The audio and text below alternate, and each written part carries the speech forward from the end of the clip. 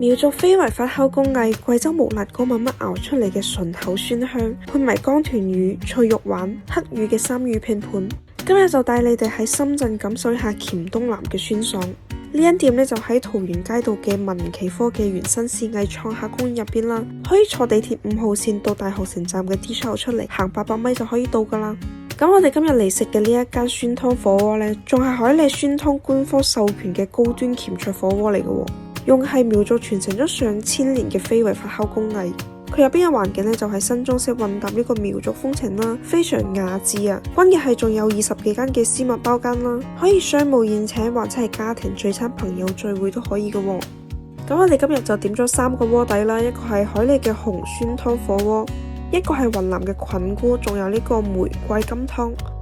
咁今日呢，就主要係嚟食呢個紅酸湯嘅。佢呢度呢，可以一次過食3種魚，有呢個三魚拼盤啦、江豚魚、脆肉丸同埋黑魚。佢嘅江豚魚呢係好嫩滑嘅嗰一種，脆肉丸呢就帶啲脆口啦，黑魚片呢就比較厚實啲嘅。咁酸湯更加可以激發出海鮮嘅鮮味嘅，魚肉吸收咗啲湯汁啦，非常酸爽鮮味啊！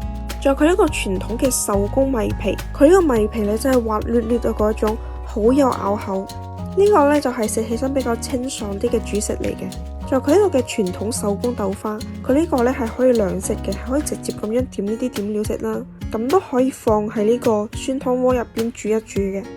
仲有一個家傳嘅小酥肉，佢都可以兩食嘅，直接食呢係外酥內嫩嘅嗰種啦。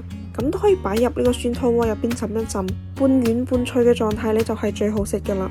重慶辣子雞可能大家都食過啦，遵義辣子雞有冇試過呢？咁佢哋呢度呢就係貴州遵義嘅做法啦。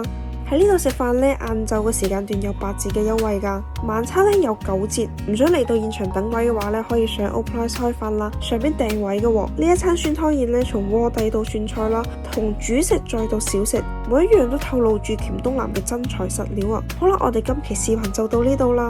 想獲取更加多大灣區最新吃喝玩樂攻略同埋着數，記得打開 Openrice 開飯啦 APP 或者小程序睇下啦。